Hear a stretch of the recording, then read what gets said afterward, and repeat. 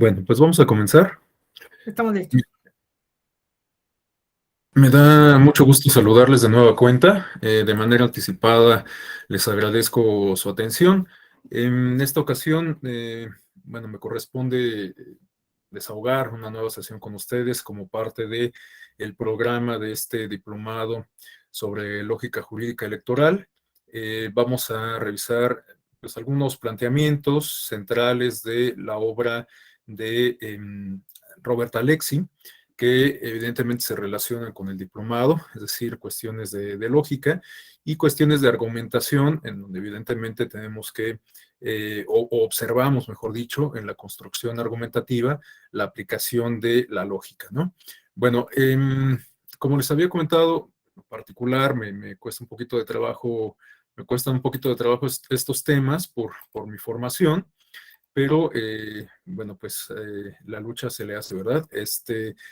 Yo quisiera que viéramos este espacio como pues un proceso de aprendizaje y no tanto como un proceso de enseñanza, que bueno, pues aunque pareciera que estamos hablando de lo mismo, en realidad un proceso de aprendizaje implica que el conocimiento nuevo, las conclusiones que se construyen, en las premisas que pues, precisamente nos permiten llegar a las conclusiones, las vamos estructurando entre todos quienes integramos una comunidad académica, ¿no? Tanto quien funge como facilitador o como coordinador o como docente, como quienes integran la audiencia.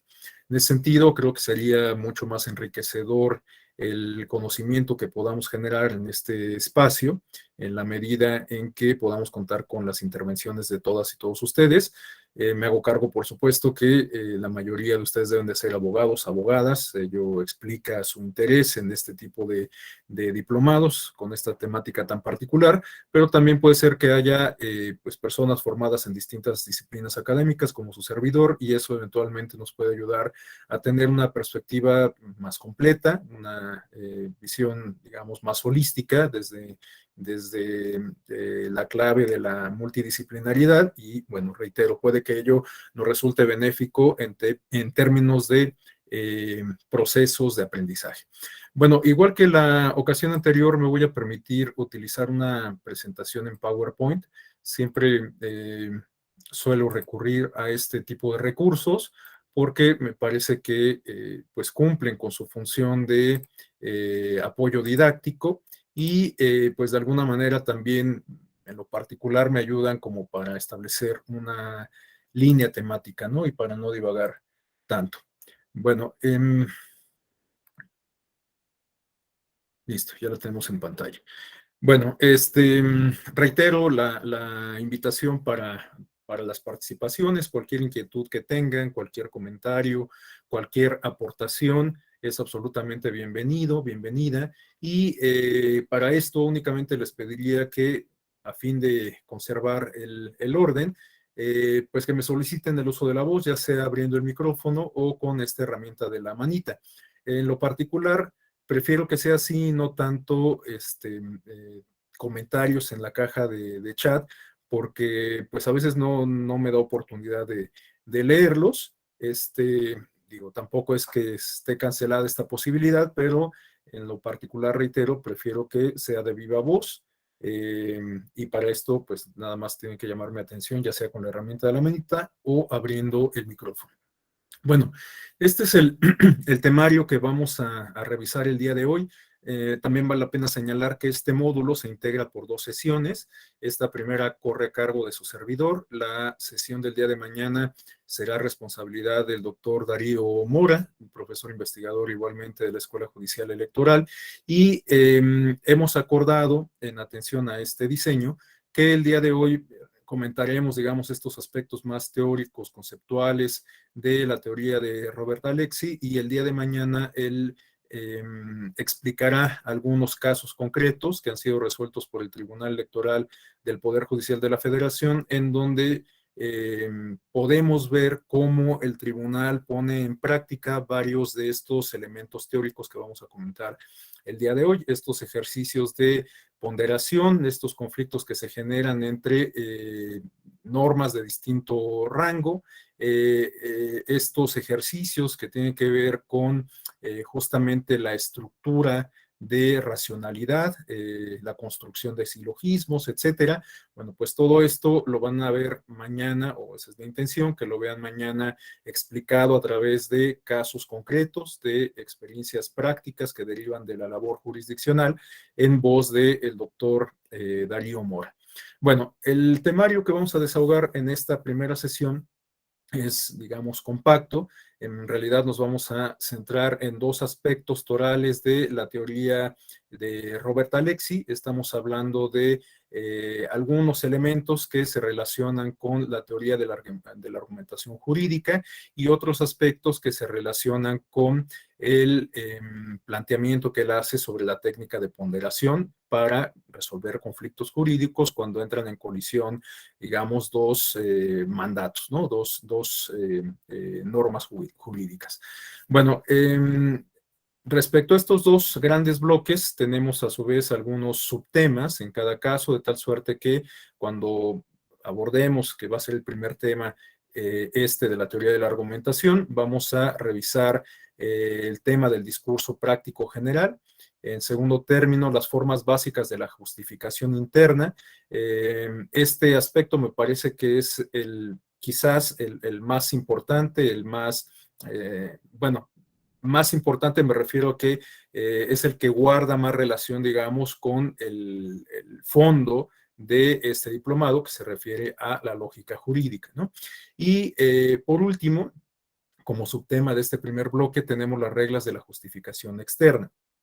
Ahora, por lo que respecta a el segundo bloque, en donde abordaremos el tema de la ponderación, bueno, pues primero plantearemos algunas premisas, algunas consideraciones generales sobre, por ejemplo, cómo se integra, cómo se diseña un sistema jurídico, y después entraremos a esta parte que resulta muy representativa de la obra de Robert Alexy y que se refiere a la diferencia que él establece respecto a los tipos de normas. Este planteamiento clásico, que bueno, pues se le atribuye en particular a Robert Alexy, aunque sabemos que hay otros muchos autores de la misma talla que también han abordado este tema de las diferencias entre principios y derechos, entendidas estas como manifestaciones o como tipos distintos de normas, ¿no? De normas. Bueno, otros autores que también han abordado esta cuestión pueden ser, por ejemplo, bueno, los antecesores de Alexy, Hart, McCormick, Dworkin también aborda este tema de los principios y derechos, entre algunos otros, ¿no? Y bueno, hacia el final de la sesión pasaremos revista, digamos, a esta cuestión general de la técnica de la ponderación, que, bueno, pues es una técnica bastante compleja, muy elaborada, que pues tiene un amplio sentido, un amplio sustento teórico, pero pues con el propósito, digamos, como de ir aterrizando estas bases teóricas a el plano instrumental, al plano de la práctica judicial, para que sirva de introducción a la sesión que desarrollarán ustedes con el maestro Darío. Bueno, pues vamos a sintetizar este aspecto de la ponderación, pues simplemente como para que, reitero, tengan como una introducción a partir de estas bases teóricas a el tema que van a revisar el día de mañana con el maestro Darío. Bueno, vamos a comenzar por esta parte que pues resulta obligada, ¿no?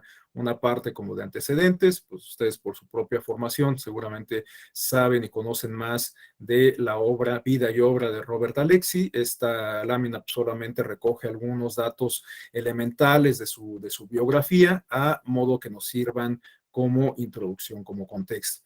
Bueno, pues sabemos que Robert Alexy es uno de los pensadores de la teoría jurídica más influyentes de los últimos 50 años. Es un autor alemán que nació en el año de 1945, es decir, que prácticamente toda su obra la ha desarrollado durante el periodo de posguerras. Estudió filosofía y derecho en la universidad, de Gotinga, en el Estado Federado de Baja Sajonia, en Alemania.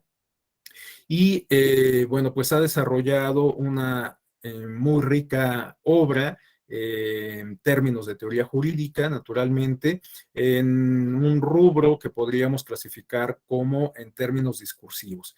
En ese sentido, podríamos asociar esta obra intelectual a cargo de Alexi a la que también han desarrollado autores como Karl Otto Appel y el propio Jürgen Habermas, que también es un alemán bastante influyente, no solamente para la disciplina académica del derecho, sino para muchas otras áreas de las humanidades, ¿no? Como puede ser la sociología, la antropología, la psicología, la ciencia política y, por supuesto, la comunicación.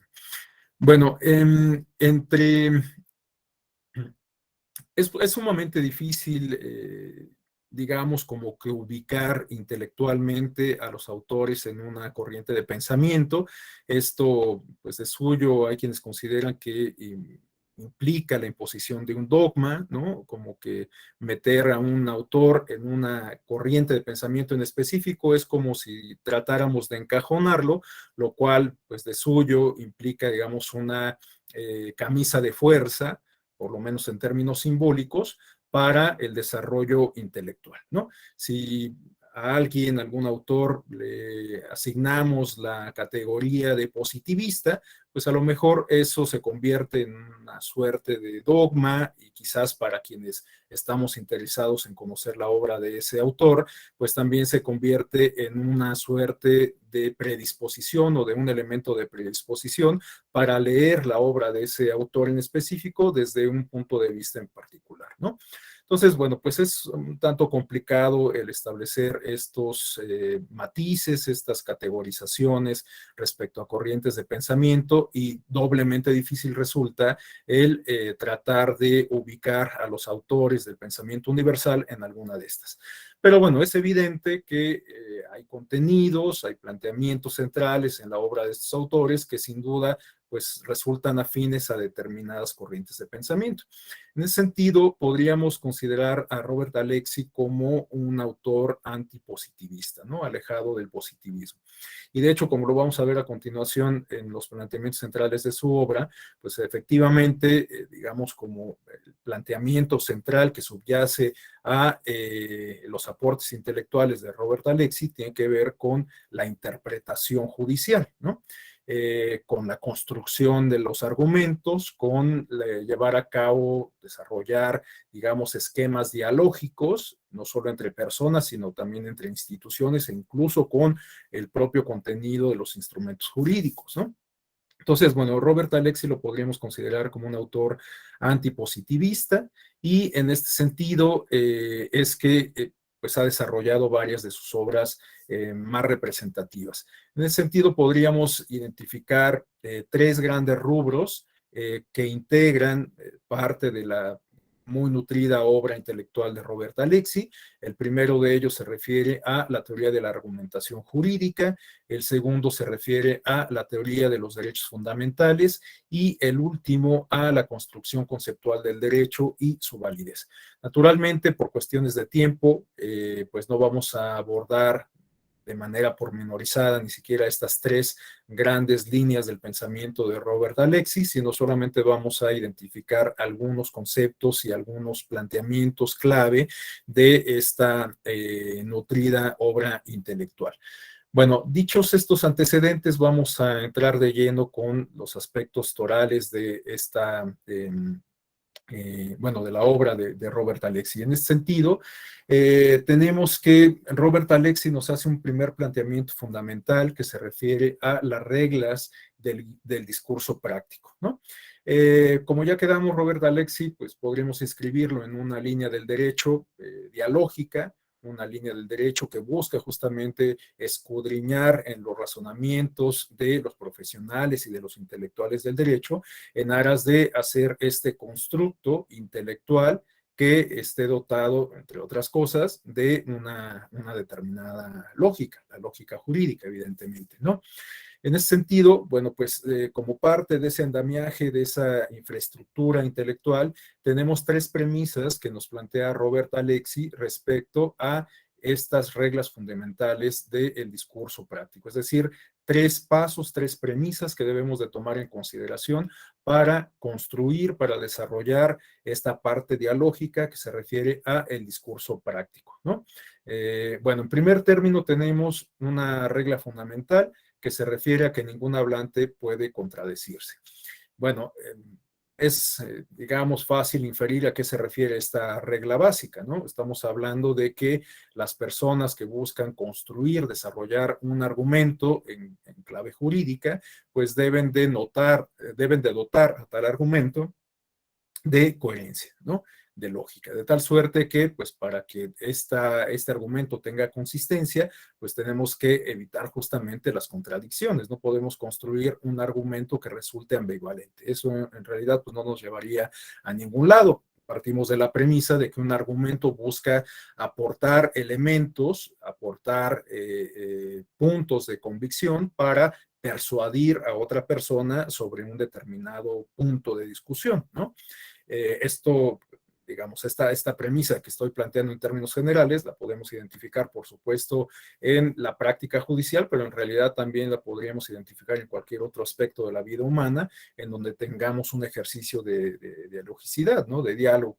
En ese sentido, pues justamente estamos hablando, por ejemplo, de un penalti que se marcó en un partido de fútbol. Bueno, pues evidentemente el equipo que se vio beneficiado por ese penalti, pues esgrimirá sus argumentos en favor de que el árbitro haya marcado esa falta. Naturalmente, quienes le vayan al equipo que se ve perjudicado por esa sanción, pues tendrán que argumentar o, bueno, seguramente brindarán argumentos para justificar o para, digamos, debatir justamente el que se haya marcado esa sanción, ¿no? Y bueno, pues cada quien tendrá su punto de vista sobre el mismo objeto de discusión y el propósito es justamente brindar elementos que de alguna manera nos permitan convencer a la parte contraria, ¿no? Bueno, en segundo lugar, la segunda regla fundamental del discurso práctico que nos plantea Roberto Alexis se refiere a que todo hablante que aplique un predicado F a un objeto A debe estar dispuesto a aplicar F también a cualquier objeto igual a A en todos los aspectos relevantes. Bueno, podemos derivar por lo menos tres consideraciones de esta segunda regla fundamental del discurso práctico que nos plantea Roberto Alexis. Primer término, la primera consideración se refiere a que, bueno, no aparece en primer lugar en el orden que tenemos en la lámina, pero me parece que por importancia sí tenemos que hacer mención en primer término a que esta premisa, esta regla fundamental del discurso práctico, asegura el principio de igualdad ante la ley, ¿no? Es decir, que si un juzgador aplica una sanción X que se erige como una consecuencia jurídica del actuar de un sujeto Y, bueno, pues evidentemente en un supuesto similar en donde un sujeto distinto a Y cometa el mismo acto, la consecuencia jurídica tendría que ser la misma, ¿no? Esto de alguna manera lo podríamos interpretar como una garantía de igualdad ante la ley. Y al mismo tiempo, pues también podríamos interpretar esta regla básica como un límite a los márgenes de discrecionalidad de los juzgadores, porque pues imaginemos lo que significaría que pues la ley se aplique de manera distinta a las personas en función de quién se trate, ¿no? Entonces, si tenemos que existe una regla general para de observancia en los mismos términos generales para todas las personas respecto a, por aterrizarlo en el plano electoral, a que nadie puede contratar espacios en radio y televisión, pues bueno, si alguien, un partido político X, infringe esta norma, y se le impone una sanción. Evidentemente, si otro partido político distinto infringe igualmente esa sanción, tendría que hacerse acreedor a una sanción similar a la que se le impuso a el primer partido que violentó esta norma, ¿no? Sería a todas luces cuestionable que al partido que cometa la misma acción infractora se le asigne o se le imponga una sanción distinta en comparación con la que recibió un sujeto previamente sancionado por una conducta idéntica, ¿no? Y esto nos lleva a la tercera consideración que aparece en la lámina, aunque visualmente la tenemos identificada en el primer lugar. Me refiero a que este tipo o esta regla en específico, en buena medida contribuye a que los tribunales resuelvan aquellos que son denominados, digamos, casos fáciles, ¿no? Pensemos, por ejemplo, en el caso del Tribunal Electoral del Poder Judicial de la Federación. Bueno, sé que todos los tribunales electorales tienen una carga importante contenciosa y que, pues esto, en algunas materias del derecho, es lo que puede explicar el rezago que existe en algunos casos, ¿no?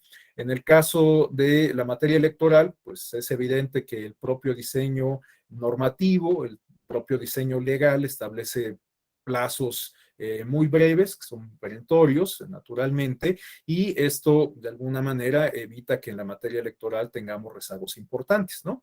Pero bueno, a lo que quiero destacar acá, que refiero como tercera premisa, es justamente que ante el volumen de los casos que resuelve el Tribunal Electoral, el hecho de que tengamos en consideración estos precedentes, estos casos que están definidos por determinadas características, en donde se impuso una sanción en específica ante conductas similares, bueno, pues de alguna manera sirven como referente para resolver otros casos de la misma naturaleza, bastante similares, ¿no?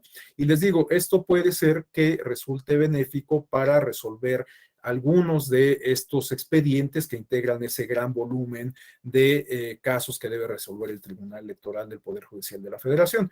Reitero, esto también pues, se puede ver en el caso de los tribunales electorales locales, pero evidentemente la carga, el volumen contencioso que tiene el Tribunal Electoral del Poder Judicial de la Federación es bastante considerable, ¿no?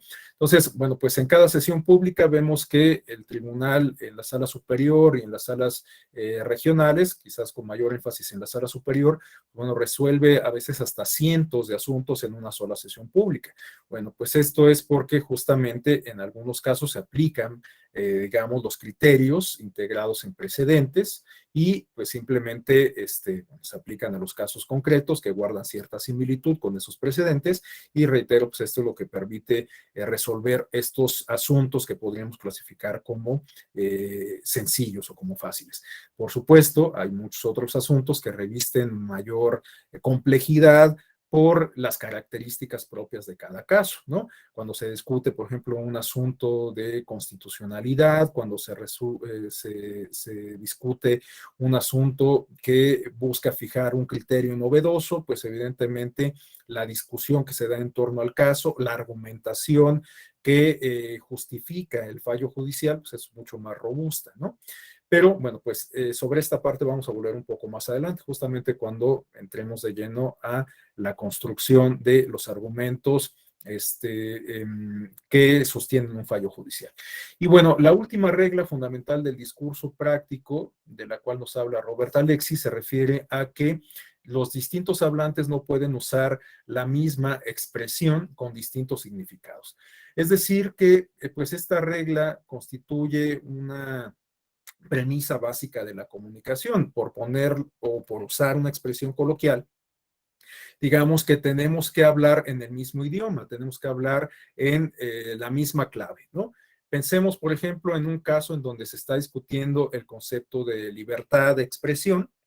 Bueno, pues ese concepto de libertad de expresión en el seno de un órgano colegiado jurisdiccional, pues me parece que tendría que tener algún asidero jurídico, intelectual, conceptual, teórico, que de alguna manera sea compartido por las personas que están discutiendo ese concepto en específico, la libertad de expresión, ¿no? Esto lo planteo porque quizás sería muy difícil que se logre un acuerdo cuando existen, digamos, estos puntos de referencia compartidos, estos puntos de referencia común, ¿no? Eh, por poner un ejemplo muy simple, pensemos en lo que significa la libertad de expresión en México a la luz de lo que representa la libertad de expresión en los Estados Unidos, ¿no? En el caso de los Estados Unidos es una piedra fundamental, el principio, que podríamos considerar principio y derecho al mismo tiempo, la libertad de expresión, ¿no? Esto es lo que explica también en buena medida el diseño del modelo de comunicación política que tienen los Estados Unidos, ¿no? Pero pues esto es justamente porque los términos de referencia teóricos, conceptuales, de precedente, del objetivo que se persigue con su ejercicio, pues son muy distintos en uno y otro contexto, ¿no? Entonces, evidentemente, se debe de hablar, digamos, el mismo idioma.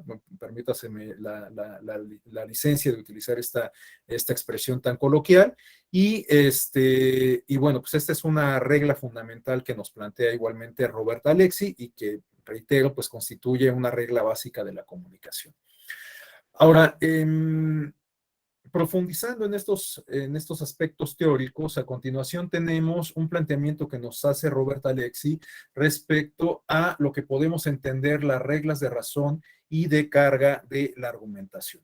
En ese sentido, bueno, pues Alexy nos ofrece algunos planteamientos, algunas premisas conceptuales, teóricas, respecto a lo que podemos entender justamente por las reglas de razón y las que se refieren a las reglas de la argumentación propiamente. Bueno, las reglas de razón, ahí tenemos una explicación muy sintética, parece que bastante clara, respecto a esta expresión. Tenemos que todo hablante debe, cuando se le pide, fundamentar lo que afirma, a no ser que pueda dar razones que justifiquen el rechazar una fundamentación. Es decir, que cuando a alguien se le solicita justamente expresar los fundamentos de su argumento, pues tiene justamente que cumplir con esta solicitud. Pensemos, por ejemplo, en el caso de los requerimientos judiciales. Bueno, pues justamente cuando se establece o cuando se solicita que los comparecientes brinden elementos que sustenten su dicho, pues tienen que cumplir con esta parte, ¿no? Por supuesto, esta parte, la regla de razón, también tiene una carga importante de lógica. Recordemos la primera regla que revisábamos en la lámina anterior respecto a que tenemos que evitar la contradicción, ¿no? Bueno, pues en una comparecencia, evidentemente los argumentos que cada parte esgrime tienen que ser en beneficio de pues, la postura que están asumiendo, el objetivo que buscan al acudir a una instancia jurisdiccional, y evidentemente si esgrimen un argumento que puede ser utilizado en su contra, pues bueno, esto les va a jugar pues precisamente en detrimento del objetivo que buscan alcanzar, ¿no? Y por otro lado tenemos las reglas de carga de la argumentación. Tenemos aquí algunos planteamientos básicos. En primer término tenemos que quien pretende tratar a una persona A de manera distinta que a una persona B está obligado a fundamentar. Es decir, que esto aplicado, por ejemplo, al caso de las autoridades jurisdiccionales, de los jueces en específico, jueces, juezas, bueno, pues puede ser el caso que en alguna circunstancia en particular se adopte una noción que evidentemente se traduzca en una consecuencia jurídica que sea parte de las premisas que revisábamos en la lámina anterior, ¿no? Puede ser el caso que se adopte un criterio distinto, aun cuando las circunstancias y la conducta que se está sometiendo a discusión sean, digamos, similares, ¿no? Pero puede que haya ahí algún tema, algún punto que resulte particular como para considerar que el caso guarda una diferencia sustantiva, aun cuando en apariencia pues cuente con los mismos elementos de experiencias previas. No sé, voy a citar, por ejemplo, un caso de una asignación que se hizo en el estado de Zacatecas por el principio de representación proporcional. Ahí lo que pasó fue que el Tribunal Electoral de Zacatecas, al momento de revisar la asignación que había hecho el OPLE correspondiente, se dio cuenta de que no había respetado el principio de paridad de género y por lo tanto quitó una curul que había sido asignada previamente a una persona hombre, ¿no? Una persona que pertenece al sexo masculino. Bueno, hasta ahí pareciera como que pues esta decisión guarda lógica, porque lo que se buscaba era hacer prevalecer el principio de equidad en la contienda. Pero resulta que la persona que se vio afectada acudió ante la sala superior y consideró o esgrimió varios argumentos en el sentido de que debió de haberse establecido una excepción a esa regla que busca materializar el principio de paridad, considerando su situación particular de discapacidad. porque bueno, esta persona resulta que tenía una discapacidad en específico y consideraba que así como también para el caso de las mujeres, la regla de paridad busca pues justamente establecer un peso mínimo de igualdad, de oportunidades, de derechos y demás para un colectivo social históricamente discriminado como es el de las mujeres. Bueno, esa misma lógica, esa misma tónica pudiera aplicar para el caso de las personas con discapacidad, que igualmente constituyen una minoría social. En ese sentido, la decisión final que tomó la Sala Superior estribó en, digamos, flexibilizar este principio de equidad de género en beneficio de este otro colectivo social que se refiere a las personas con discapacidad. Naturalmente, para tomar esta determinación, la Sala Superior debió construir todo un andamiaje argumentativo basado en precedentes, sobre todo de corte convencional, es decir, a partir de criterios establecidos por la Corte Interamericana de Derechos Humanos, considerando también el Marcus Juris supranacional, todas las convenciones y demás instrumentos internacionales suscritos y ratificados por el Estado mexicano, y también considerando algunos aspectos teóricos como las premisas o las propuestas o las medidas de acción afirmativa o de discriminación inversa, y también aludiendo a algunos aspectos respecto a lo que estamos discutiendo o que vamos a discutir más adelante, que se refieren a la ponderación, ¿no? Entonces, todo este constructo argumentativo es lo que, digamos, sustenta ese fallo judicial en específico y que en la práctica nos permite advertir un ejemplo de este aspecto o de esta premisa que está planteando en primer lugar de la lámina, ¿no? Cuando se brinda un trato diferenciado a una persona con respecto a otra que en apariencia, digamos que ocupan el mismo rango, ¿no? O digamos que tendrían que ser equiparables y recibir el mismo trato, ¿no? Bueno, una segunda premisa, una segunda regla de estas que nos está planteando Roberta Alexis se refiere a quien ha aducido un argumento, está obligado a dar más argumentos en caso de recibir contraargumentos. Bueno, esto de lo que nos habla es de cómo se construye esta dinámica dialógica. No basta con que lancemos un argumento y que pretendamos que este sea convincente y contundente desde su génesis. Evidentemente, un primer argumento tiene que detonar una discusión que en consecuencia implica que se reciban réplicas y tenemos que estar atentos a los contenidos de esas réplicas como para esgrimir nuevos argumentos que busquen refutar esa postura en contra, ¿no? Así es como vamos a lograr justamente construir este diálogo, así es como vamos a lograr establecer este esquema de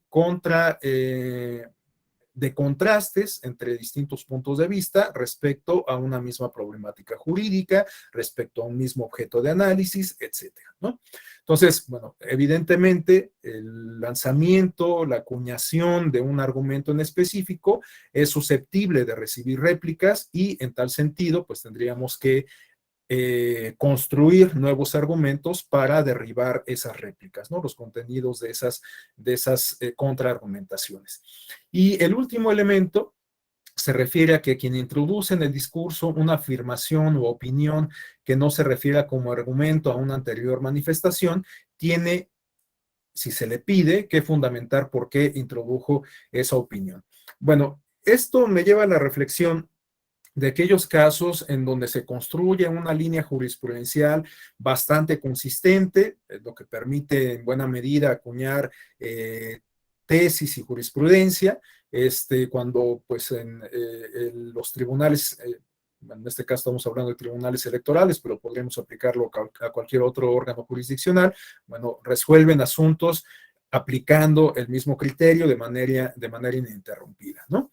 Pero resulta que puede ser el caso que en algún punto de esa línea jurisprudencial que se va construyendo a lo largo del tiempo, el órgano jurisdiccional decida abandonar esa tesis, ese criterio previamente establecido, esa jurisprudencia, y pues acuñar un criterio nuevo.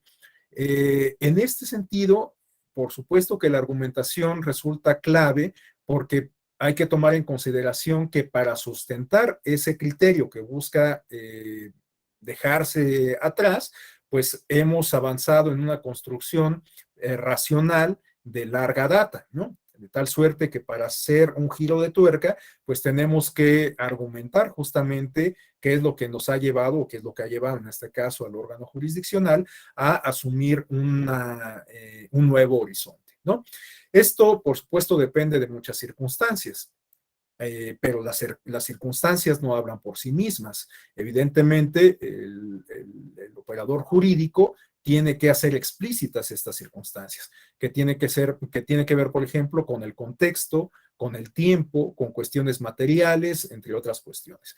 Pensemos, por ejemplo, en el caso de una eventual reforma a el modelo de comunicación política que implique la regulación de algunos aspectos relacionados con las nuevas tecnologías, en específico las redes sociales e Internet.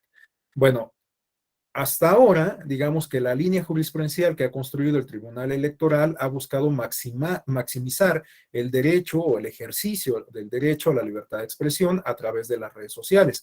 Ha encontrado, así ha quedado explícito en varios criterios relevantes del Tribunal Electoral, ha encontrado el derecho a la libertad de expresión un cauce que potencia sus alcances en las redes sociales o a través de las redes sociales, ¿no?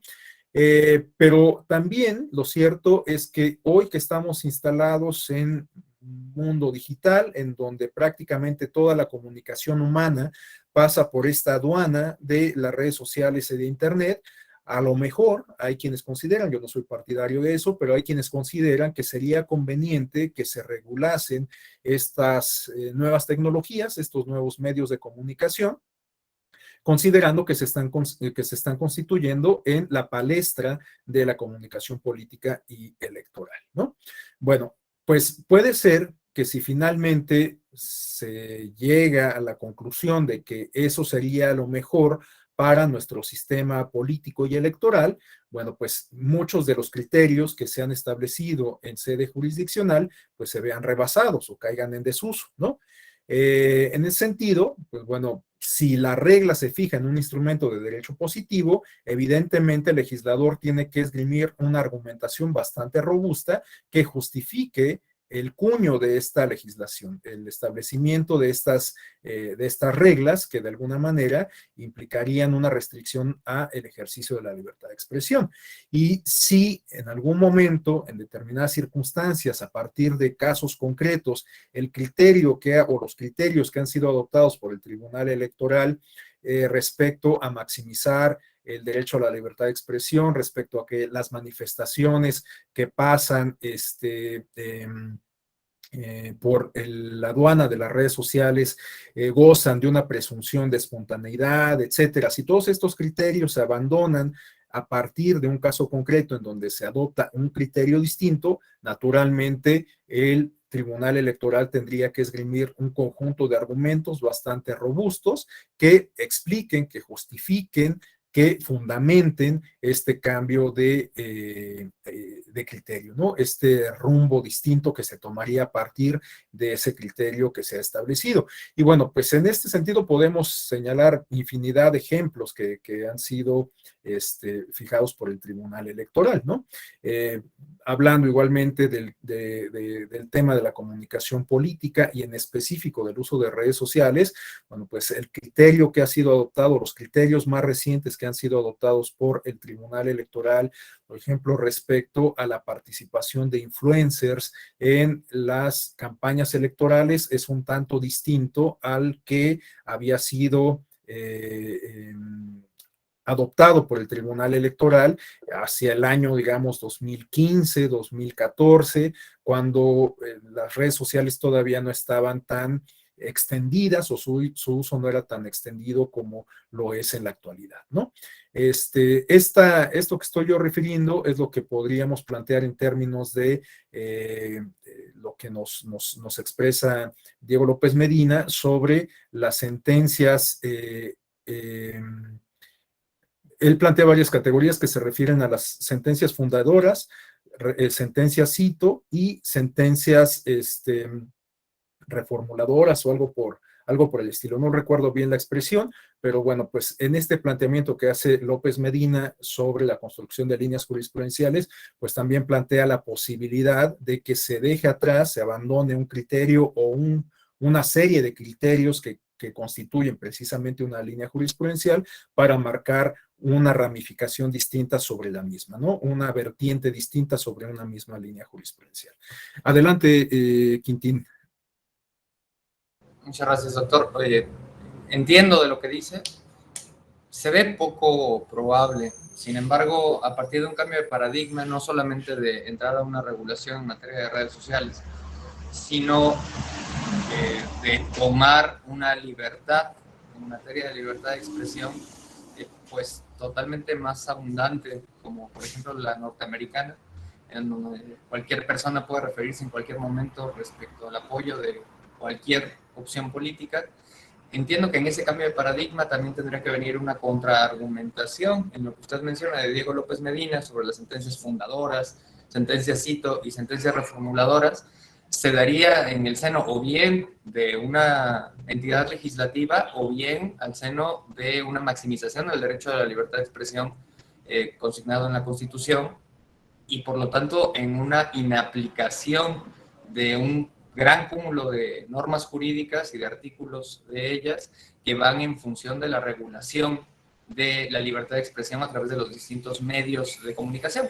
Ahora todavía no redes sociales, pero yo lo veo al revés, es decir, entendiendo que además usted también es de la opinión de una no regulación en materia de redes sociales, entiendo que pudiera tomar un tribunal o una entidad legislativa un contrasentido hacia la mayor de las libertades en cualquiera de los medios de comunicación posible.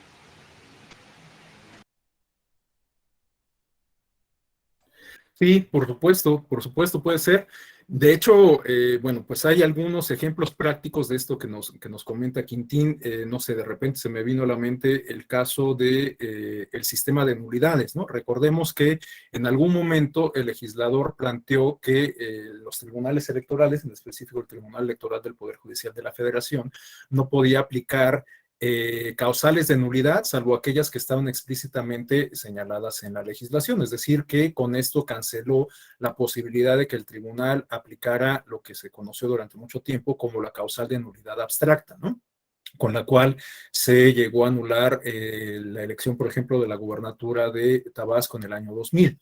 Pero haciendo una interpretación y construyendo justamente todo un aparato argumentativo bastante robusto, el Tribunal Electoral consideró que en su carácter de órgano constitucional autónomo, que en tal medida le permite ejercer un control concentrado de constitucionalidad, podría declarar la invalidez de la elección por violación a principios constitucionales.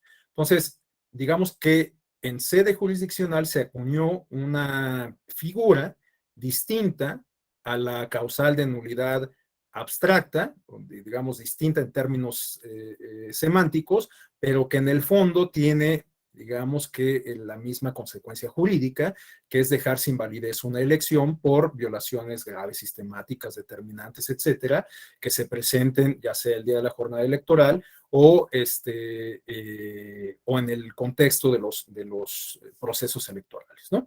Entonces, bueno, pues ahí tenemos un ejemplo de lo que nos plantea Quintín, cómo puede ser que el tribunal o, bueno, los órganos jurisdiccionales asuman, digamos, una postura que a partir del análisis que hacen de la propia norma, de los casos concretos, de los precedentes judiciales, por supuesto también, incluso de algunos otros elementos como pueden ser los contextuales en términos sociales, culturales, etcétera, a la luz de todos estos elementos puede que fije un criterio que de alguna forma pudiéramos considerar que se contrapone a otro previamente establecido por el legislador en un ordenamiento, ¿no? Pensemos también, por ejemplo, en el caso de las acciones de inconstitucionalidad que resuelve la Corte. Pues de alguna forma también tiene que ver con esto que nos está planteando Quintín, ¿no? O sea, finalmente se hace un diseño legislativo por parte del el legislador ordinario y finalmente la Corte tiene que decidir cuando se presentan este tipo de controversias, de recursos, tiene que decidir si el contenido de esos ajustes legislativos se apegan a lo que establece la Constitución, ¿no? Y eventualmente, pues puede decretar pues la inconstitucionalidad de alguna porción normativa respecto a algún instrumento de derecho positivo en específico, ¿no? Esto lo vemos en el caso de las legislaciones que emiten los órganos legislativos estatales, pero también lo vemos en el caso del órgano legislativo federal. Recordemos el cúmulo de acciones de inconstitucionalidad que resolvió la Suprema Corte de Justicia de la Nación respecto a la reforma en la materia político-electoral del año 2014, ¿no? Por ejemplo. Bueno, sí, concuerdo con esta perspectiva que nos plantea Quintín. Muchas gracias. Bueno, tenemos a continuación en las reglas específicas del discurso jurídico. Estas primeras consideraciones que revisábamos, digamos que se refieren a las reglas del discurso general, ¿no? En este caso vamos a revisar las reglas específicas del discurso jurídico, es decir, las reglas que tienen que ver con esta parte de la fundamentación que tienen que construir en particular los operadores jurídicos, los jueces y las juezas en específico, para sustentar pues alguna determinación, alguna decisión que adopten en el ámbito de su competencia, ¿no? En ese sentido, Robert Alexis, esto seguramente es algo que ustedes saben de sobra, plantea que los sustentos, la fundamentación que sostiene las decisiones judiciales se pueden dividir, digamos, en dos grandes bloques que se refieren a un aspecto interno y otro que se refiere a los elementos de justificación externa. Por lo que corresponde al primer rubro de la justificación interna, tenemos que esta justificación se refiere a la dimensión lógica, es decir, a la relación entre premisas y conclusión, a la que llega o que realiza, mejor dicho, el operador judicial, ¿no? En específico, el juez o la jueza. La justificación interna, complementa Alexi, se enfoca en la validez de las premisas y del razonamiento que las articula, pero esto no garantiza la validez de la conclusión. Esta segunda reflexión me parece interesante a la luz de algunos de los ejemplos que yo les exponía en la primera sesión que tuve oportunidad de compartir el espacio con ustedes sobre cómo eventualmente a partir de ciertas premisas, cuando revisábamos este concepto del silogismo jurídico, cómo a partir de ciertas premisas que parecen tener validez o que tienen o que podríamos considerar como válidas, es que en algunas ocasiones llegamos a una conclusión que no goza de validez, sino que puede ser, bueno, que puede ser fiable, ¿no? Digo, poco fiable. Les ponía yo este ejemplo, no recuerdo si está bien a bien en qué términos se los planteé, pero era algo así como que si tenemos una premisa que nos dice que los mamíferos son cuadrúpedos, que goza de este carácter de validez, una premisa afirmativa, y tenemos una segunda premisa en donde señalamos que los, bueno, que las ballenas son... Que las ballenas son mamíferos, exacto. Bueno, pues tenemos dos premisas que tienen este carácter de validez, pero si llegamos a una conclusión respecto a que, aplicando el silogismo, respecto a que todos los mamíferos son cuadrúpedos, pues justamente ahí ya nos inscribe este género de los cetáceos, ¿no? De las ballenas o los delfines. Entonces, puede ser que a partir de premisas que tienen este carácter de validez, lleguemos a una conclusión que carece de este matiz, ¿no? Y este es un aspecto que vale la pena tener presente porque implica justamente que hagamos un análisis mucho más detallado, mucho más pormenorizado y mucho más racional, por supuesto, ¿no? Ahora, pasando al rubro de la justificación externa, tenemos que esta se refiere a la calidad de las premisas. En el caso de la justificación interna, digamos que lo que tratamos de estudiar o el punto medular consiste en esta parte del constructo de la racionalidad, ¿no? Justamente en cómo vamos elaborando este andamiaje que nos permite racionar de manera adecuada. Recordemos que justamente en aquella primera sesión que compartimos, veíamos que hay una forma de explicar o escribir la lógica, se refiere a la ciencia que se dedica al estudio del razonamiento adecuado, ¿no? Bueno, entonces, digamos que esta parte la podemos inscribir en este bloque de la justificación interna. Ahora, la justificación externa se refiere a la calidad de las premisas. En este caso, pues sí tenemos que estudiar el contenido de las premisas. La justificación interna nos habla de que tenemos que articular de manera adecuada estas premisas, pero no entramos en la parte de validez de estas, en su contenido. En la parte de la justificación externa, sí abordamos esta cuestión. En ese sentido, los métodos de evaluación para determinar justamente la validez de las premisas puede ser muy diverso. Por ejemplo, si tenemos premisas, digamos, de tipo moral, pues tendríamos que considerar elementos que nos permitan pues hacer esta valoración a partir de los digamos, componentes que integran la moral en un contexto determinado, o que integran esto que podríamos definir como la moral en un contexto determinado, en un tiempo y en un momento en específico.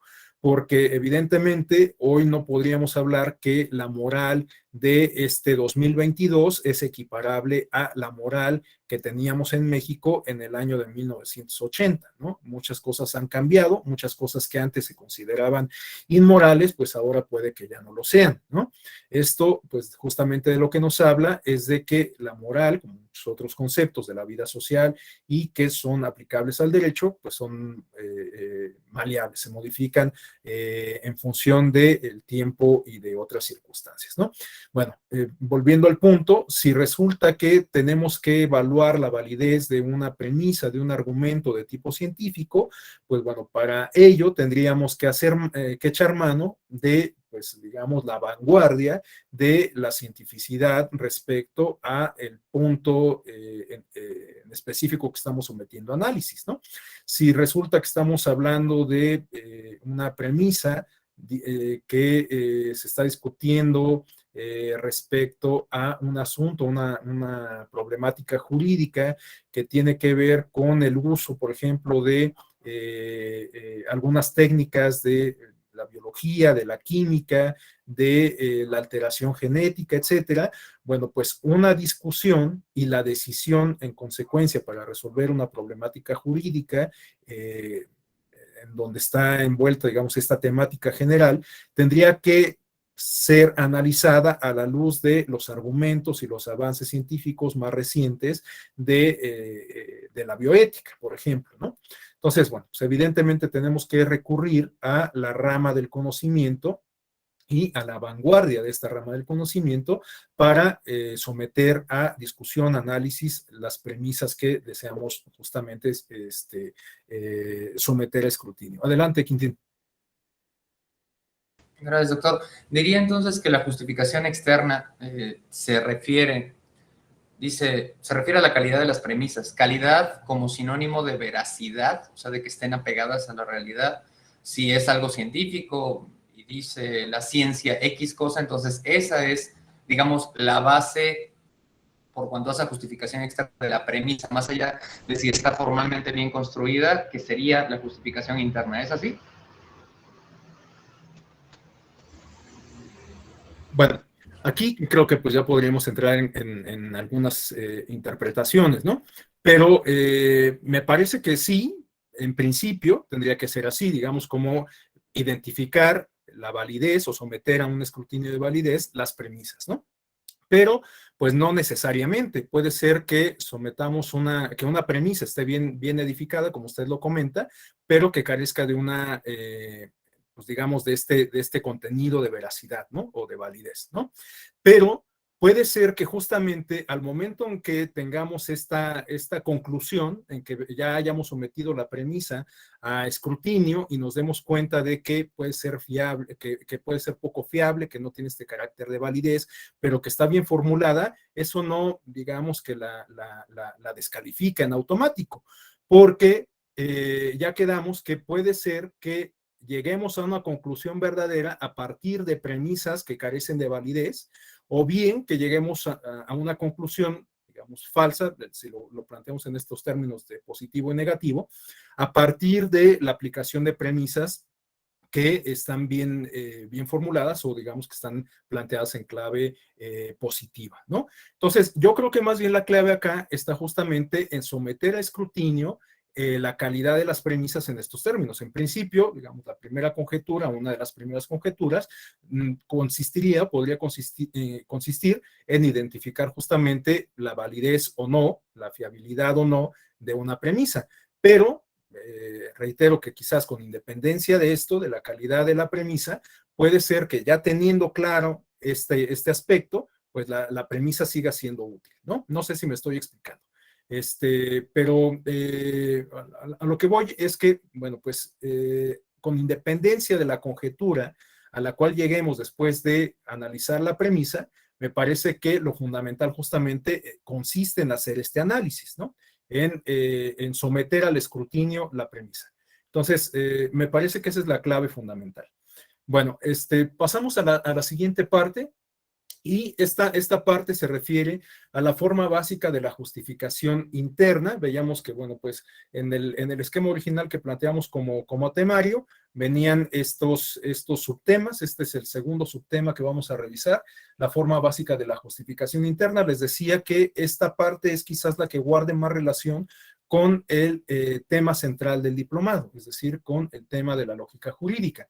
Y esto porque, bueno, como nos lo refiere el primer apunte que tenemos en la lámina, la forma básica de la justificación interna consiste en una operación lógica que tiene como propósito determinar que un hecho jurídico reproduce la hipótesis contenida en una norma general. Como segundo aspecto tenemos que esta operación lógica, bueno, estas premisas se refieren justamente, digamos, como una descripción de esta forma básica de la justificación, que también pudiéramos denominar como subsunción, ¿no? Bueno, esta forma básica de la justificación, entendida en términos de subsunción, constituye o la pudiéramos interpretar como una operación lógica en que se establece una dependencia de especie o género de hecho a ley o de afirmación individual a afirmación general. El razonamiento deductivo suele extenderse como una operación de este tipo que se va de lo general a lo particular. Bueno, como veíamos igualmente en la clase previa, puede ser que mediante el método deductivo lleguemos a una conclusión general a partir del análisis de premisas de tipo particular, o bien a la inversa, que lleguemos a una conclusión particular a partir de la aplicación, la articulación de premisas de orden general. Y bueno, por último tenemos que en derecho más estrictamente la subsunción es la relación lógica de una situación particular específica y concreta con la previsión abstracta e hipotética de la ley. Bueno, estos apuntes, estas consideraciones solamente nos sirven como para entrar a esta parte medular de los planteamientos de Robert Alexy respecto a cómo construir este esquema de formación básica de la justificación interna, ¿no? Bueno, Robert Alexy nos plantea esta fórmula que pues parece a golpe de vista bastante compleja, pero ya con los apuntes que tenemos del lado derecho, pues puede que lo entendamos mejor, que entendamos mejor a qué se refiere cada una de estas simbologías. Y bueno, en la lámina siguiente vamos a revisar una explicación sobre una situación hipotética muy sencilla, pero que nos permite identificar ya en la práctica cómo se pueden, o bueno, que nos permiten identificar en la práctica justamente estos elementos que tenemos aquí planteados en términos abstractos. Bueno, tenemos el primer apunte que se refiere a una regla regulativa. Establece un cuantificador universal. Para todo X se cumple un supuesto de hecho y es obligatoria una consecuencia jurídica. Bueno, pues aquí justamente tenemos el valor de X, el valor de TX, que se refiere justamente a ese supuesto de hecho, y la consecuencia jurídica. Bueno, el supuesto de hecho Bueno, no me adelanto ahorita, como les digo, en la siguiente lámina vamos a revisar con mayor detalle, en un caso hipotético, cómo se materializan estas expresiones simbólicas. Bueno, y después tenemos una serie de premisas que guardan relación con la premisa original. Estas premisas son definidas por Robert Alexy como reglas semánticas. Reciben esta denominación porque conectan con el concepto que se emplea en el supuesto de hecho, es decir, con esta primera aseveración. Este concepto que tenemos en la primera aseveración, pues es justamente el valor de X, ¿no? Entonces, se refiere a las reglas semánticas, conectan al concepto que se emplea en el supuesto de hecho contenido en la premisa normativa, es decir, en esta primera, con un conjunto de descripciones intermedias que se van identificando en el desarrollo del discurso. Bueno, lo que podríamos destacar de manera adelantada al ejemplo que vamos a revisar, es que esta parte, las reglas semánticas, se refieren a la construcción de premisas que nos permiten establecer pues una serie de abstracciones que nos conducen a la construcción de este aparato racional, este aparato de racionalidad, ¿no? Y por último, tenemos dos elementos que se refieren, el primero, al caso concreto sobre el que se desarrolla el discurso, es decir, que todo este andamiaje intelectual de racionalidad que realizamos en esta primera parte, lo vamos a aplicar ya aquí al caso concreto, que evidentemente pues está dotado de características particulares, y el último enunciado, la última fórmula, se refiere a el juicio jurídico que se ofrece como solución al caso concreto, es decir, esta expresión, esta fórmula, se refiere a o representa la solución, la determinación que es adoptada por el juzgador, la juzgadora, para resolver este caso concreto a partir de este constructo de racionalidad que se hizo de manera previa, ¿no? Entonces, esto lo podríamos sintetizar justamente en esta expresión, es decir, que se aplica una serie de silogismos hipotéticos puros. Bueno, como les decía, esto se entiende mejor a la luz de una experiencia hipotética muy sencilla, pero bueno, pues en donde podemos materializar estas abstracciones contenidas en los símbolos planteados en las fórmulas de Robert Alexy. Entonces tenemos en primer término que quien comete un homicidio será castigado con una pena privativa de libertad de 20 años. Aquí tenemos el supuesto normativo que se refiere al concepto toral, en este caso es homicidio, ¿no? Y tenemos la consecuencia jurídica. Evidentemente, quien cometa homicidio se hace acreedor a una sanción o se puede hacer acreedor a una sanción que consiste en una pena privativa de libertad de 20 años. Esta es, digamos, la premisa de carácter normativo, el punto de partida, ¿no? Y después tenemos ya las premisas, estas que son denominadas por Robert Alexy como reglas semánticas. En primer lugar, tenemos que quien traicioneramente mata a un ser humano comete homicidio. Bueno, pues aquí tenemos la vinculación al concepto contenido en la premisa básica, en la premisa que nos sirve de punto de partida, que es justamente homicidio, ¿no? Pero tenemos aquí otro elemento que se incorpora que se refiere a la manera en que se comete el homicidio. En este caso se dice que traicioneramente, ¿no? Quien mata traicioneramente a un ser humano comete el delito de homicidio, ¿no? Puede ser que una persona acabe con la vida de otra de manera imprudencial. A lo mejor, en esta lógica, en estricto sentido de lo que estamos revisando, puede ser que en esa lógica una muerte accidental, pues bueno, no pueda ser calificada como homicidio. Claro, sabemos que en el derecho penal, pues hay algunas manifestaciones de este delito, como puede ser el homicidio imprudencial, el homicidio doloso, etcétera, ¿no? Pero bueno, en este caso, como nos estamos apegando, digamos, a este ejemplo planteado en términos un tanto más semánticos, consideremos que únicamente las personas que o bueno, que las personas que matan traicioneramente a otra cometen el acto de homicidio o el delito de homicidio.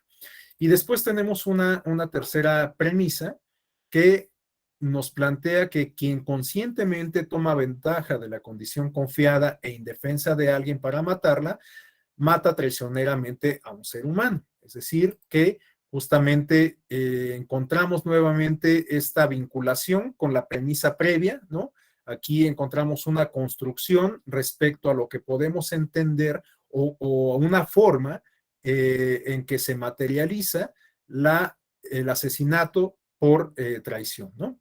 Entonces, tenemos aquí estas dos premisas que incorporan el supuesto de hecho, ¿no? Y aquí una variante de esta segunda premisa.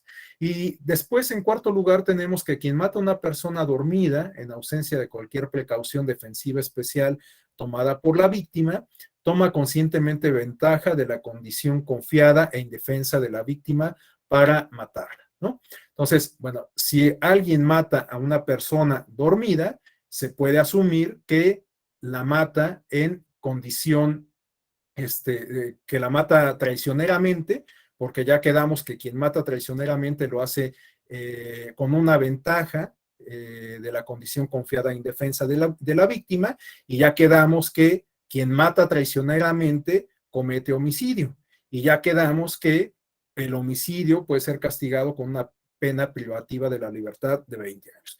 Es decir, que estas premisas o estas reglas semánticas, en la manera que se van articulando, nos permiten establecer justamente este constructo racional que nos lleva de cualquier forma al punto de origen. ¿Y por qué es importante que hagamos este constructo racional, perdón? Pues porque este constructo nos va a permitir tomar una determinación respecto a un caso concreto, ¿no? Aquí ya tenemos justamente las características del caso concreto. Tenemos que Pedro, una persona X, ha matado a otra dormida en ausencia de cualquier precaución defensiva especial tomada por la víctima. Entonces, en este caso, Pedro, que es, digamos, en este caso el protagonista del caso concreto, a quien se le imputa esta acción en específico, mató a una persona dormida, y por lo tanto, bueno, pues lo mató traicioneramente, y como lo mató traicioneramente, cometió el delito de homicidio, y entonces llegamos a la parte final. Pedro debe ser castigado con una pena privativa de libertad de 20 años, ¿no? Después de todo este constructo lógico, siguiendo una serie de silogismos puros, llegamos a esta conclusión, ¿no? Pedro mató a una persona indefensa, lo mató entonces traicioneramente, cometió homicidio, y quien comete homicidio puede ser castigado con una pena privativa de libertad de 20 años, ¿no? Entonces, justamente este es, digamos, uno de los planteamientos centrales que nos ofrece Robert Alexy, en donde podemos advertir la aplicación de la lógica en la construcción argumentativa que sostiene una decisión judicial, ¿no? Bueno, a continuación tenemos algunas reglas generales que igualmente aplican para la justificación interna. Tenemos que para la fundamentación de una decisión jurídica debe aducirse por lo menos una norma universal. Bueno, ya quedamos que justamente ese es el punto de partida, ¿no? En el ejemplo que estamos revisando, esa norma universal se refiere a el castigo con la pena de libertad a quien cometa el delito de homicidio. Bueno, también tenemos que la decisión jurídica debe seguirse lógicamente al menos de una norma universal junto con otras proposiciones. Justamente ya tenemos la normativa o la norma que prohíbe el homicidio y establece una consecuencia jurídica a quien trastoque, a quien violente esa normativa, o esa norma en específico, y después tenemos que articular esa normativa que nos sirve de punto de partida con los otros elementos, con las otras proposiciones que están representadas por las reglas semánticas.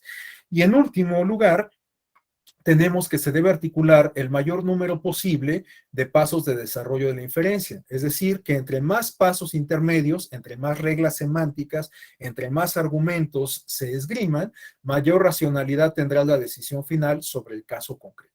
Es decir, que justamente este ejercicio de racionalidad basado en la vinculación de distintas premisas nos permiten construir este argumento que finalmente va a ser la base, va a ser el sustento, va a ser la fundamentación de la decisión judicial que adopte la autoridad correspondiente, ¿no?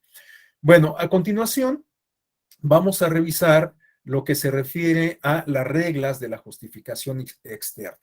Bueno, ya quedamos que las reglas de justificación interna tienen que ver con este aparato de racionalidad, este constructo de racionalidad que lleva a cabo en este caso el juzgador, para sustentar, para fundamentar su decisión y para analizar el caso concreto a la luz de premisas teóricas, a la luz de premisas jurídicas, es decir, los contenidos jurídicos, y a la luz de la aplicación de la lógica, entre otros elementos.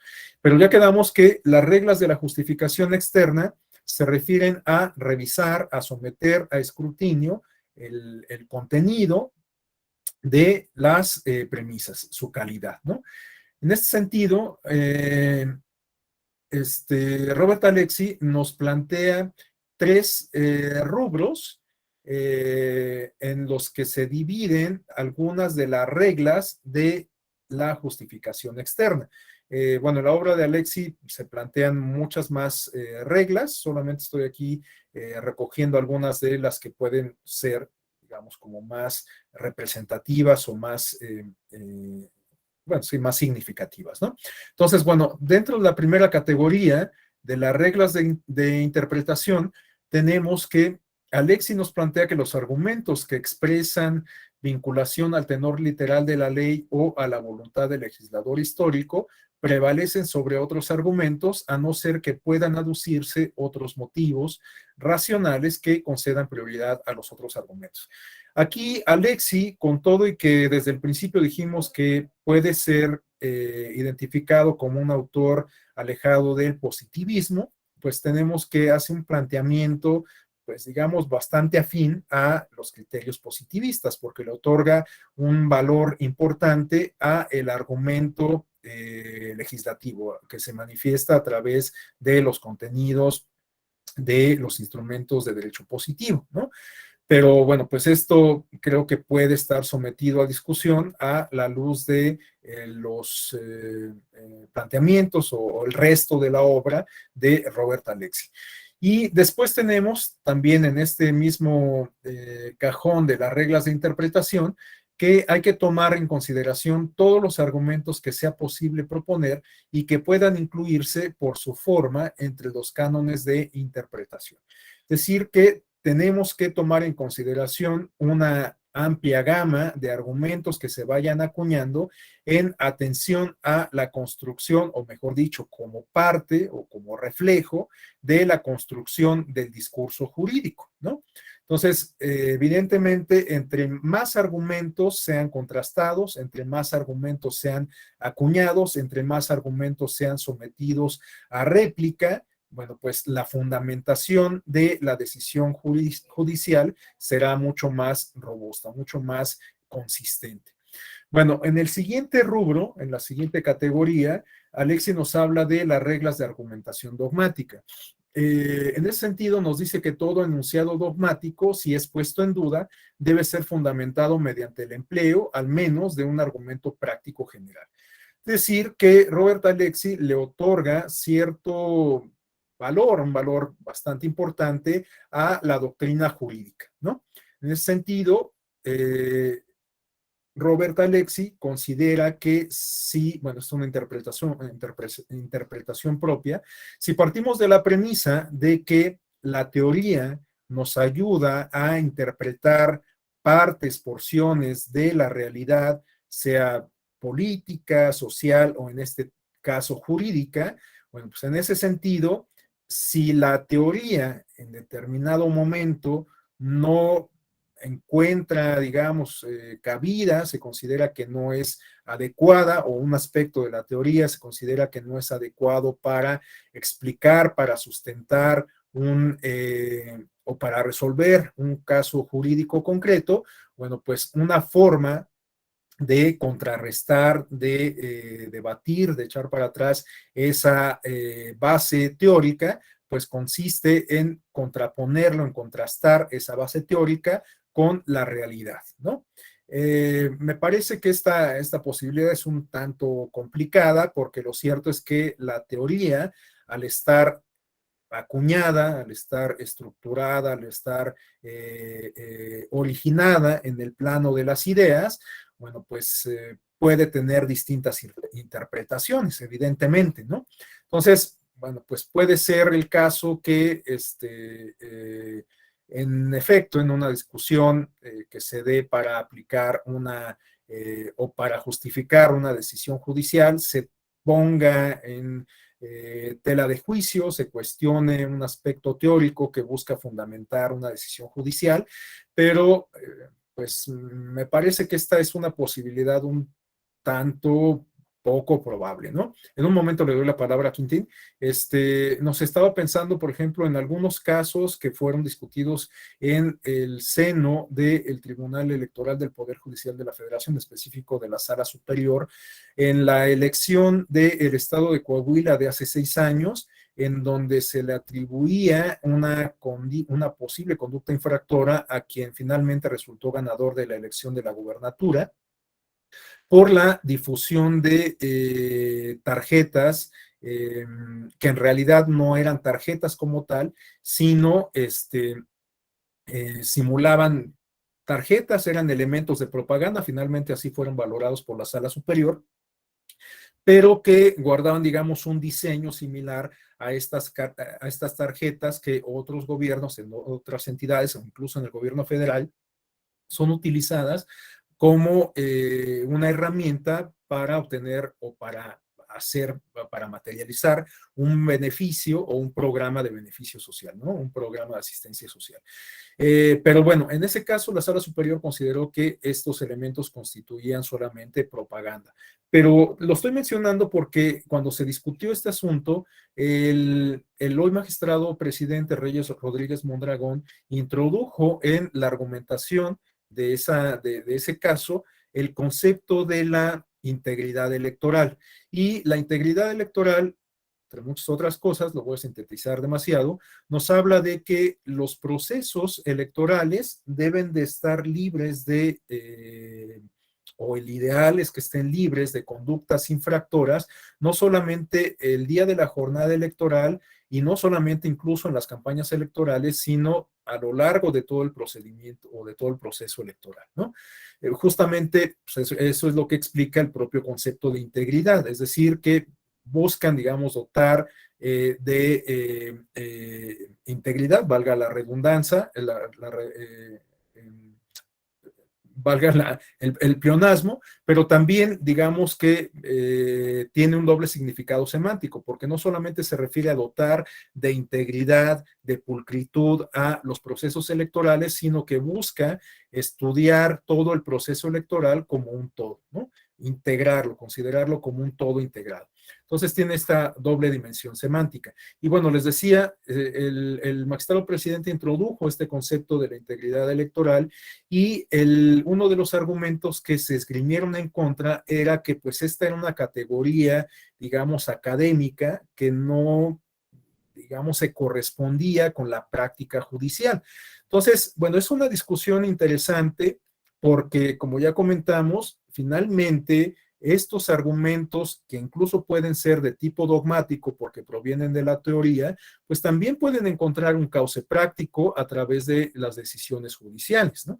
Las propias técnicas de ponderación que vamos a revisar en un momento más, las técnicas de argumentación jurídica, etcétera. Bueno, pues finalmente de lo que nos hablan es de la aplicación práctica de la teoría. Entonces, bueno, pues esta contraposición de argumentos,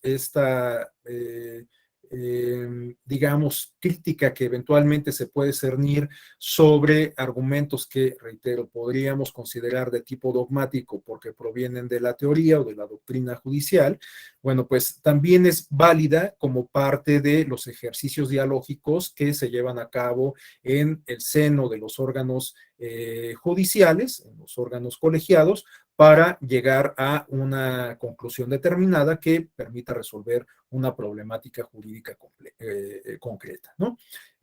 Bueno, adelante, Quintín. Muchas gracias, doctor. Entendiendo la parte de media que dice reglas de argumentación dogmática, sobre todo el último apartado, que dice si son posibles argumentos dogmáticos deben ser usados, que sería el caso del ejemplo que usted nos presenta respecto de la propuesta del magistrado. El asunto es que pues, los dogmas, o la parte dogmática o la parte teórica, depende de la corriente que se siga. Y digo, no actual, pero se podría estar utilizando como dogma los postulados de Maquiavelo, ¿no? Y a fin de cuentas tendría que encontrarse un enarbolado jurídico argumentativo para efecto de poderlo soportar. Pero a lo que voy es la justificación externa, en este caso, al no ser científica, al ser ciencia jurídica y una de las ramas no se pueden escoger todas, algunas son contradictorias, una de las ramas la que se escoge, pues digamos que vuelve más cuestionable o adjetivizable o difícil de comprobar, demostrar y por lo tanto convencer esta parte del dogma en la justificación externa. Sería mi opinión. Muchas gracias. Gracias, Quintín. En un momento le doy la palabra a Joel. Reacciono rápidamente a esto. Bueno, nuevamente, podemos entrar en una discusión interesante, pero me parece que puede ser el caso que la aplicación de dogmas se argumente, pero que no se haga tan explícito, ¿no? Me refiero a que, por ejemplo, en los órganos judiciales, pues están integrados por personas que evidentemente están influidas o en algunos casos quizás hasta casadas con ciertas corrientes del pensamiento jurídico, como bien lo comenta Quintín, ¿no? Esto es lo que nos permite hablar de que en la Corte tenemos jueces progresistas y jueces garantistas versus jueces positivistas o jueces, qué sé yo, ¿no?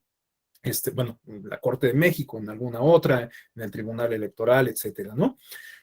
Puede ser, o creo yo, que difícilmente un juez va a decir, ah, bueno, pues como yo soy positivista, a la luz de este autor que es positivista, esgrimo este argumento.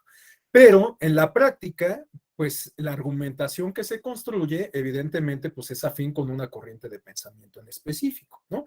Entonces, creo que la argumentación que se construye, si bien puede correr por una línea intelectual, teórica, etcétera, en específico, pues a lo mejor no se hace tan explícito, ¿no? No sé, por ejemplo, ahorita que estoy comentando esto, recordaba que en algún seminario que organizó la Escuela Judicial Electoral, la verdad no recuerdo cuál fue el planteamiento que hice a la ponente, pero yo ponía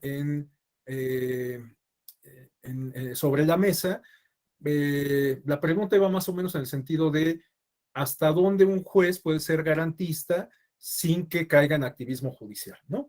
Pero bueno, entre algunos de los argumentos o el principal argumento que me respondió esta ponente es que pues los jueces no están para hacer justicia, ¿no? Entonces, para mí, eso fue una respuesta contundente de alguien que es evidentemente positivista, ¿no? Pero pues no lo dijo en estos términos, ¿no? Entonces, no sé si me estoy explicando, pero puede ser que finalmente la construcción que se hace de un argumento en específico, pues digamos que esté influenciada por una corriente de pensamiento, de teoría jurisdiccional igualmente específica en particular, sin que ésta se haga explícita. Y aún así, pues bueno, el argumento pues sigue sustentando la decisión o la postura del juez en específico, ¿no? Entonces, me parece que quizás podemos advertir más de lo que parece estos elementos dogmáticos en la argumentación jurídica que sustentan los fallos judiciales, aun cuando no sean explícitos. Es lo que podría comentar como réplica, Quintín, perdón. Bueno, adelante, Joel. Gracias, doctor, maestro. Saludos a todos, buenas tardes. Una pregunta muy simple que quizás no lo sea en el contexto, pero con base... ¿Cree que el derecho en realidad sea una ciencia o no alcance esa posición?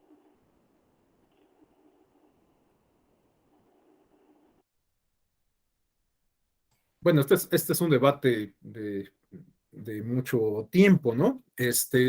Yo, para serles sincero, al principio consideraba que el derecho no era una ciencia, pero a partir de que pues me he adentrado, por supuesto, mucho más en los temas jurídicos, pues estoy convencido de que el derecho es una ciencia, porque cumple con varios de los requisitos de cientificidad, ¿no? Por ejemplo, un fundamento teórico, la construcción de estas bases teóricas como las que estamos comentando, ¿no? Es decir, un constructo racional que nos ayuda a interpretar la realidad y en este caso, pues también a resolver casos prácticos, ¿no? Por otro lado, tenemos que también el derecho nos permite advertir métodos, ¿no? Métodos que aplican para la construcción de esta argumentación, de este aparato lógico, y que nos habla también de este carácter de cientificidad. Otro aspecto que nos permite advertir el carácter científico del derecho tiene que ver con la generación de conocimiento novedoso. Evidentemente, el derecho, pues de alguna manera, busca regular la vida social y la vida social es ambivalente, es cambiable, es maleable por definición. Evidentemente, las condiciones sociales, políticas, económicas de el México de hoy no se corresponden con las que teníamos hace 20, 30, 40 años y el derecho pues ha tenido esta capacidad de modificarse para seguir regulando la vida social. Hoy, para poner un ejemplo muy en boga, pues se está discutiendo, y de hecho ya podemos advertir algunas acciones en ese sentido, la regulación del mundo digital. En materia electoral, reitero que aun cuando no tengamos una regulación al respecto, por lo menos la discusión se ha puesto sobre la mesa, ¿no? Yo insisto en que yo en lo particular no soy partidario de que se regulen las redes sociales en Internet por una premisa básica. A mí como que no me convence mucho la idea de que sea el Estado quien me diga qué es lo que puedo postear o no postear, o lo que puedo consumir o no consumir, ¿no? Pero bueno, es una postura absolutamente personal. Pero el caso es que a la luz de la era digital se han introducido este tipo de temáticas, este tipo de discusiones. Hoy en día, otras manifestaciones respecto a la regulación de las nuevas tecnologías tienen que ver, por ejemplo, con la obligación que se ha impuesto recientemente en el caso mexicano para estas plataformas digitales de pagar impuestos, por ejemplo, ¿no? Entonces, pues eso nos habla de cómo el derecho finalmente termina por seguir regulando la vida social en atención a las características que definen a la vida social en un determinado tiempo y espacio. Bueno, por último, para cerrar mi réplica a esta intervención de Joel, tenemos que finalmente el derecho también está dotado de un carácter, digamos, de técnica, tanto metodológica como teórica, como de práctica, ¿no? Yo creo que pues esto es algo que está presente en todas las ciencias que tienen este carácter bueno, en todas las ramas del conocimiento que tienen este carácter de cientificidad, porque de nada sirve que tengamos una abstracción, un aparato teórico muy consistente y que esto no nos sirva absolutamente para nada en la práctica, ¿no? Entonces, bueno, pues al igual que en la sociología, en la ciencia política, lo mismo que en la química o la biología, estos constructos teóricos pues nos ayudan a darle un cauce práctico, ¿no? A descubrir nuevas cosas, a interpretar nuevas cosas, a generar un conocimiento nuevo en toda la expresión de la palabra. Adelante, Quintín, nuevamente. Muchas gracias, doctor. Para comentar al respecto de lo que menciona mi compañero, el maestro Joel, algo que me pareció muy interesante que me dijo alguna vez un catedrático, en esta discusión de si el derecho es o no derecho, perdón, es o no ciencia, mencionaba, bueno, es que, por ejemplo, la arquitectura no es una ciencia. La arquitectura se basa en la física, se basa en las matemáticas, se basa inclusive en temas químicos para efecto de la confección de los materiales que va a utilizar. Se vale de todas estas ciencias y tú puedes encontrar diversos estilos en arquitectura. Puedes encontrar una arquitectura romana clásica, puedes encontrar una arquitectura renacentista, ahora una arquitectura contemporánea, minimalista, y todas esas corrientes que siguen haciendo casas, edificios, monumentos, se siguen basando en las mismas ciencias, y por eso es que las cosas no se caen. Eso no significa que la arquitectura sea una ciencia. Y lo mismo pasa con el derecho. Se basa en argumentación, se basa en lógica, se basa en la incorporación de un tema sociológico, antropológico, y puede construirte argumentadamente lo que tú quieras en la época y en la etapa de la humanidad que tú quieras. Ahorita no visitamos el espacio, pero cuando visitemos ya el espacio con bases humanas en otros planetas, etcétera, seguramente también van a regular ahí la compra de terrenitos y de lotes de 7x15. Pero ahorita no existe eso. Eso no implica que el derecho no pueda, como la arquitectura, llegar a regular eso, como la arquitectura otros estilos en 200 años, pero eso no le hace ciencia. Era la opinión de mi catedrático, yo puedo estar o no de acuerdo con él, pero me parece pues un ejemplo razonable en entender que el derecho ha cambiado y seguirá cambiando conforme la humanidad cambie.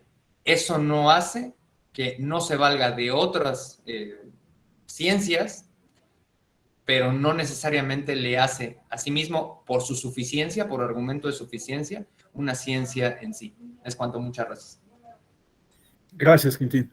Bueno, pues como les decía, podemos discutir esta parte ampliamente, ¿no?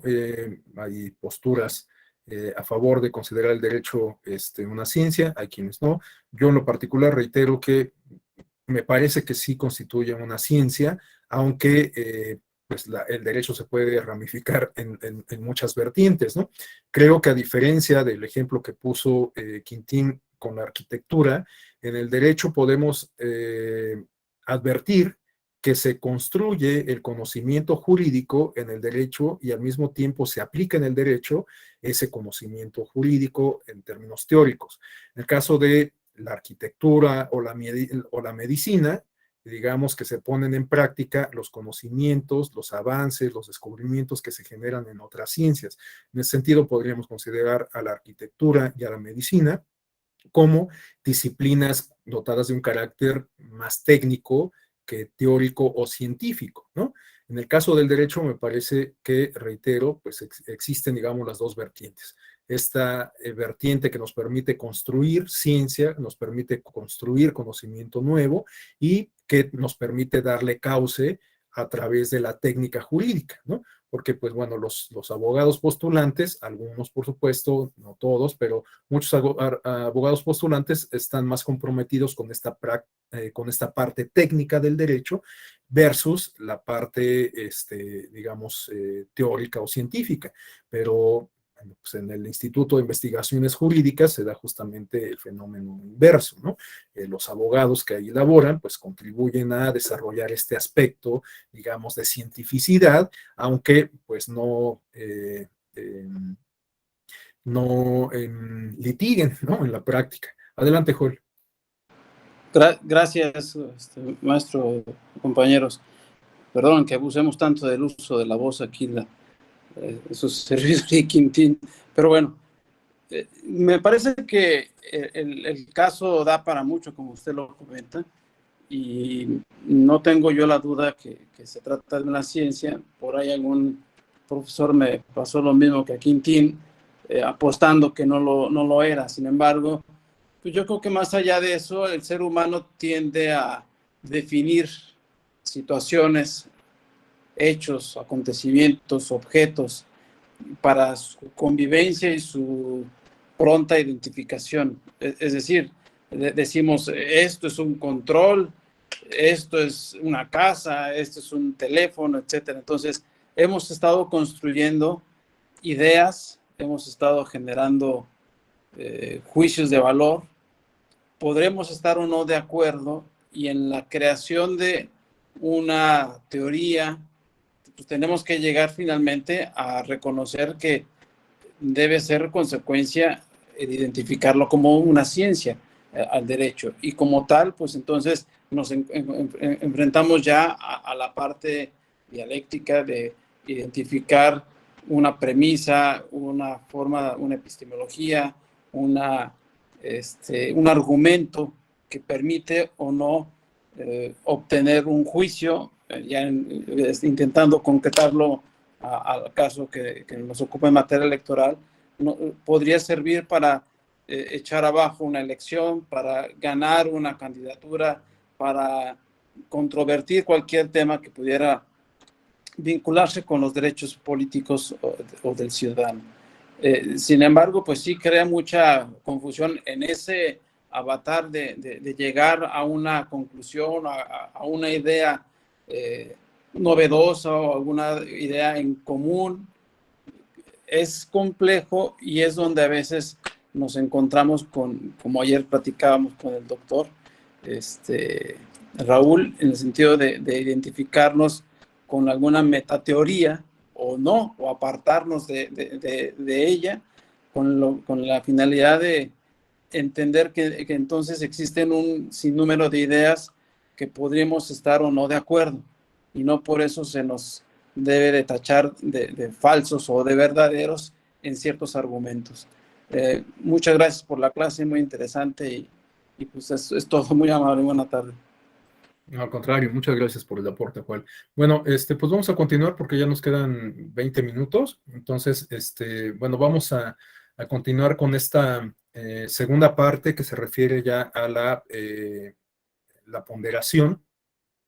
Y para esto, bueno, tenemos esta lámina que nos sirve de contexto, de introducción a esta segunda parte de la sesión, que bueno, pues ya nos va a quedar muy poco tiempo para desahogarla, pero bueno, pues a ver qué tanto podemos avanzar. Tenemos estos apuntes que, reitero, nos sirven como introducción a esta segunda parte, en donde Robert Alexy nos habla de que existen tres modelos de sistemas jurídicos, ¿no? Un modelo de reglas puro, un modelo de reglas y principios y un modelo de reglas, principios y procedimientos. Bueno, el modelo de reglas puro implica una intervención bastante limitada de los órganos jurisdiccionales en términos de interpretación. Es decir, que aquí, digamos que podemos advertir que es bastante propicio este modelo con las corrientes positivistas, ¿no? O para las corrientes positivistas o viceversa, que las corrientes positivistas son bastante afines a este modelo porque cumplen con esta máxima clásica de que los jueces son la boca de la ley y nada más, se encargan de la aplicación de la misma. Pero tenemos este otro modelo que nos habla de reglas y principios. Este modelo, como lo comentábamos desde el inicio, ha sido abordado por autores como Robert Alexy, que es de quien estamos hablando, pero también autores como Dworkin, autores como bueno, el propio Ferraioli, entre otros, ¿no? Y tenemos una derivación de este segundo modelo que introduce un tercer componente que se refiere a los procedimientos. Bueno, en este caso, las reglas y principios, como lo vamos a ver a continuación, se refieren a dos tipos de normas, dos categorías en las cuales podemos clasificar las normas jurídicas, ¿no? Pero además en este tercer modelo, como ya lo comenté, se introduce este tercer elemento que se refiere a los procedimientos, es decir, a los mecanismos instrumentales, a la construcción de un aparato técnico, metodológico y demás que nos permite poner en práctica las reglas y los principios, ¿no? Bueno, para la construcción de un sistema jurídico nos habla Alexy de que se tiene que pasar por 4 niveles. El primer nivel es el que tiene su sede en el órgano legislativo. Es decir, que en este caso el primer nivel corresponde a las facultades que asisten a los representantes populares designados mediante el voto popular para justamente darnos las reglas, las normas de convivencia social, política, económica y demás, ¿no? Sentido, los representantes de la ciudadanía se dan a la tarea de acuñar estas normas que quedan plasmadas en instrumentos de derecho positivo y que por lo tanto son obligatorias para todas las personas que integramos una comunidad. Pero bueno, para esto, para poder llegar a la construcción lo que podríamos considerar el derecho a través de estos instrumentos de derecho positivo, tenemos que pasar por la etapa previa, que es el procedimiento del discurso práctico general. Para poder aprobar y que entre en vigor una ley en específico, se tiene que llevar a cabo un procedimiento de diálogo, un procedimiento de debate, de discusión, un procedimiento de acuerdos que permitan justamente llegar a este punto final que consiste en el producto legislativo. Los principales protagonistas de este primer paso, de este primer nivel, pues son los legisladores, pero no únicamente. En un contexto democrático, hoy podemos hablar, por ejemplo, de figuras como el Parlamento abierto o como la iniciativa popular, que permiten a la ciudadanía tomar parte de estos procesos dialógicos y de configuración de las normas, ¿no? A través de los parlamentos abiertos podemos participar los ciudadanos, los representantes de la sociedad civil, a través de organizaciones no gubernamentales, la comunidad académica, los partidos políticos, etcétera, para pues, hacer más nutrida esta discusión y tener un producto legislativo bastante más robusto, más consistente y que además esté dotado de legitimidad desde el origen, ¿no? Bueno, por supuesto, todos los instrumentos están dotados de legitimidad, considerando la que reviste la que asiste a los representantes populares, ¿no? Pero en este caso, pues puede ser que los ejercicios de parlamento abierto contribuyan a que las normas sean mayormente aceptadas y respetadas por la población, por la ciudadanía.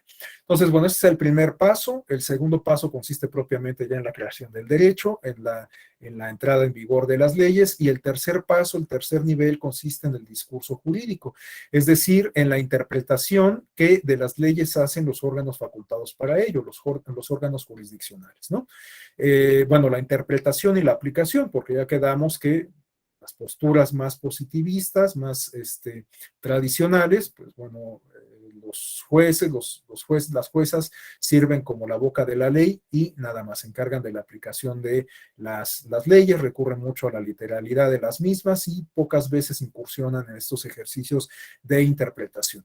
Pero, bueno, pues hay otros modelos en donde, sobre todo, los órganos que ejercen un control de constitucionalidad interpretan la norma la norma constitucional e interpretan también las leyes secundarias que emanan de la Constitución para verificar que éstas se engarcen, se compaginen, se armonicen con los mandatos contenidos en la Constitución. Y por último, el cuarto nivel se refiere al procedimiento judicial, es decir, a este andamiaje técnico que yo les decía, el andamiaje técnico, metodológico, igualmente regulado en instrumentos de derecho positivo, pero que permiten, pues digamos, hacer posible los otros tres niveles o los derivados de estos tres niveles. Es decir, por utilizar una expresión coloquial, es lo que permite poner en práctica los contenidos de la legislación. Si estamos hablando de que la legislación, tanto la Constitución como leyes secundarias, nos hablan del reconocimiento de derechos, bueno, pues necesitamos tener procedimientos para hacer posible, para hacer exigibles esos derechos, ¿no? Si en la legislación se establecen las reglas que aplican para nuestro sistema electoral, son las reglas que nos permiten delimitar los contornos de nuestro sistema electoral, fijar los mecanismos para hacerlo funcional, etcétera. Bueno, pues para que eso sea posible, tenemos que igualmente considerar en el andamiaje jurídico los procedimientos, ¿no? Por ejemplo, insistiendo con el tema electoral, bueno, pues en la Ley General de Procedimientos e instituciones electorales se fijan varios procedimientos que resultan aplicables, evidentemente, a la materia electoral. Tenemos también la Ley General del Sistema de Medios de Impugnación en materia electoral, que no es otra cosa sino un instrumento de derecho positivo que nos permite igualmente desarrollar procedimientos para promover y dirimir controversias, conflictos, que se presenten en el contexto de las elecciones. Entonces, estos cuatro niveles son los que constituyen, desde la perspectiva de Alexis, los sistemas jurídicos. Ahora, rápidamente, son dos láminas las que nos quedan. es un contenido muy sintético, aunque nos hubiera dado para tener una discusión más amplia. No calculé bien el tiempo y además, bueno, pues me congratulo que finalmente hayamos tenido varias participaciones de Quintín, de Joel, pero bueno, pues ya se nos agotó un poco el tiempo y a lo mejor no nos va a dar como para extendernos en esta parte. Pero bueno, los aspectos medulares de esta segunda parte, de la parte complementaria de esta sesión, se refieren a esta distinción entre reglas y principios. Como les decía, es un planteamiento clásico de Alexi, pero también lo podemos identificar en otros autores como Dworkin. Estamos hablando de que las normas jurídicas se dividen en estas dos grandes categorías, las reglas y los principios. Las reglas corresponden, como se señala en la lámina, a la idea tradicional de una norma jurídica, como enunciado que consta de un supuesto de hecho y una consecuencia jurídica, ¿no? Como esta premisa básica que veíamos hace rato para la construcción del análisis de la fundamentación interna, ¿no? Veíamos que se establece esta categoría del homicidio, que es el supuesto de hecho, y la consecuencia jurídica, que consiste en la sanción de 20 años de libertad, de privación de la libertad, ¿no? Bueno, en este caso, esa es una expresión de una regla, ¿no? En tal sentido, las normas que dadas determinadas condiciones ordenan, permiten, prohíben u otorgan un poder de manera definitiva, son las que podríamos considerar en la clasificación de Alexi en este rubro de reglas. Y suelen aplicarse mediante la regla de la subsunción, ¿no?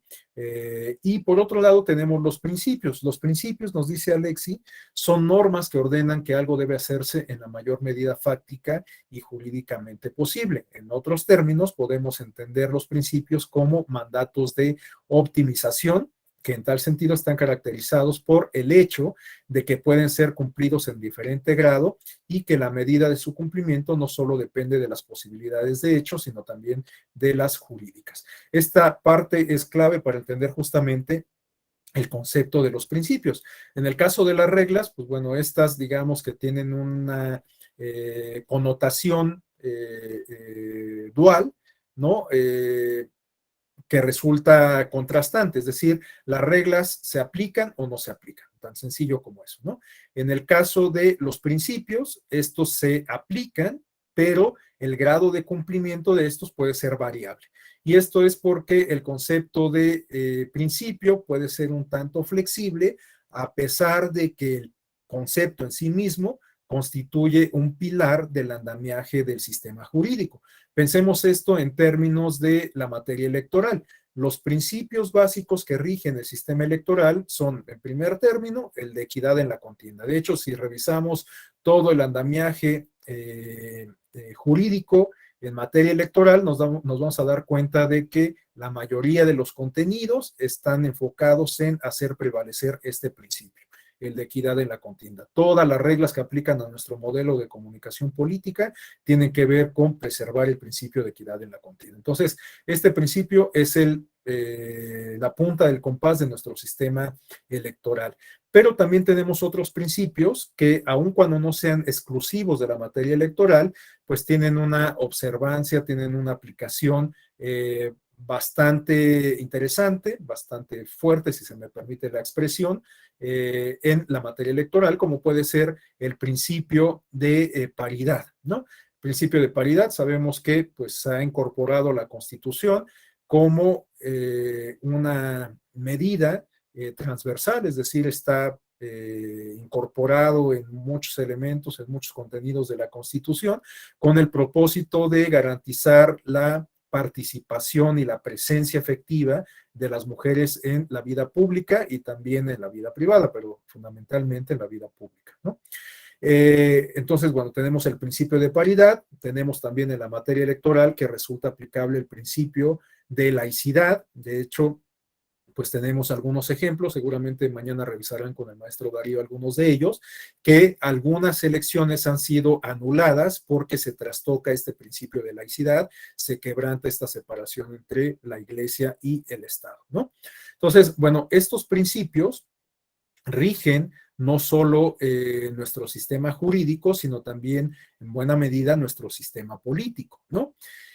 Pero a pesar de eso, a pesar de que podemos considerarlos, reitero, como pilares de este sistema político, jurídico, podríamos considerar incluso cultural, social, etcétera, bueno, estos principios pueden ser cumplidos de distinta forma, ¿no? Y esto es así particularmente cuando entran en conflicto los principios con las reglas o los principios con otros principios, ¿no? En la mayoría de los casos, cuando hay una colisión, un contraste, un choque entre un principio y una regla, bueno, casi siempre el principio termina por imponerse, ¿no? Porque los principios en la mayoría de los casos se materializan como mandatos constitucionales. De tal suerte que pues, incluso a la luz de estos criterios de jerarquía normativa, pues una regla superior, como en este caso es la Constitución, pues prevalece sobre las reglas contenidas en instrumentos de orden secundario, ¿no? Pero los problemas mayúsculos vienen cuando entran en conflicto dos principios o cuando entran en conflicto un principio con un derecho, sobre todo cuando estamos instalados en un paradigma de derechos humanos como el que distingue a nuestro país desde el año de 2011. Y bueno, en materia electoral tenemos muchos ejemplos de colisión, de contraste, de conflicto entre principios y derechos. Uno de ellos se refiere a el principio de equidad en la contienda versus el derecho a la libertad de expresión. Y vuelvo al modelo de comunicación política. Perdonen que siempre vuelva a la comunicación política, pero es que en realidad una de mis principales líneas de investigación en la Escuela Judicial es el de propaganda y comunicación política. Bueno, tenemos que nuestro modelo de comunicación política impone varias restricciones a el ejercicio de la libertad de expresión, pero estas restricciones en algunos casos se han impuesto con el propósito de salvaguardar el principio de equidad en la contienda, que como ya quedamos es la piedra de toque de nuestro sistema electoral. Entonces, la prohibición de que los particulares o incluso los partidos políticos y candidatos contraten o adquieran espacios en radio y televisión, justamente tiene rango constitucional por la importancia que reviste el principio de equidad en la contienda, en el entendido de que si alguien trastoca esta normativa, pues podría quebrantar esta normativa que se refiere a la restricción de contratar espacios en radio y televisión. Bueno, si alguien la trastoca, eventualmente podría poner en riesgo, vulnerar el principio de equidad en la contienda, ¿no? Porque naturalmente estaría obteniendo un beneficio que los demás competidores o los demás espectadores en la contienda política no tendrían, ¿no? Pensemos en el caso de lo que ocurrió en la elección presidencial del 2006. Bueno, hubo una intervención del Consejo Coordinador Empresarial y de algunas otras empresas particulares en las campañas electorales para hacer campaña velada a favor del candidato que finalmente ganó la elección, que era a la sazón el presidente Felipe Calderón, en detrimento del candidato que hoy es presidente de la República, Andrés Manuel López Obrador, ¿no?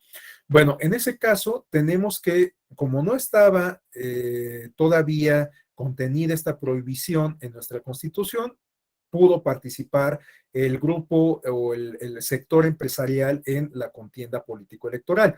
Pero, pues esto, además de violentar el principio de equidad en la contienda, lo cierto es que nos habla de una ventaja que tiene el sector empresarial en comparación con el resto de los sectores sociales, porque lo cierto es que no cualquiera tenemos los recursos económicos como para ir a tocar la puerta de una televisora o de una radiodifusora y contratar un paquete de spots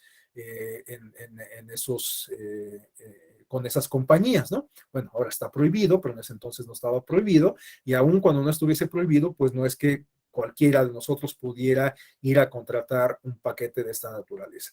Entonces, bueno, en este caso, estamos hablando de que esa prohibición, que hoy tiene rango constitucional, se convierte, digamos, en una manifestación del principio de equidad en la contienda.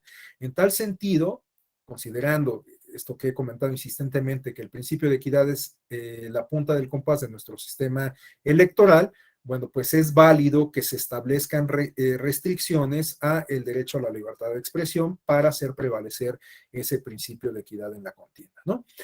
Volviendo al ejemplo que les ponía hace rato de la asignación de RP en Zacatecas, bueno, pues es válido que eventualmente se pueda observar, se pueda aplicar una excepción al principio de paridad en beneficio de otro colectivo social representado por una persona con discapacidad, ¿no? Entonces, bueno, esta forma de decidirse entre un principio y una regla o entre dos principios, bueno, pues se refiere justamente al ejercicio de ponderar. Y el ejercicio de ponderar tiene, a su vez, que tomar en consideración tres subprincipios o tres subdivisiones que se refieren a la idoneidad, la necesidad y la proporcionalidad. La idoneidad se refiere justamente a considerar que la medida que se está adoptando de establecer un límite a un principio, una regla o un derecho, pues resulta adecuado en un contexto, en un caso concreto, en específico, etcétera, ¿no? La necesidad, pues va de la mano con lo anterior, resulta imperante la adopción de una decisión de esta naturaleza en aras de salvaguardar un bien jurídico importante, ¿no? Como en este caso el principio de equidad en la contienda. Y la proporcionalidad es un aspecto toral, es un aspecto fundamental porque nos habla del grado de cumplimiento o de afectación de un principio, de una regla o de una norma, ¿no?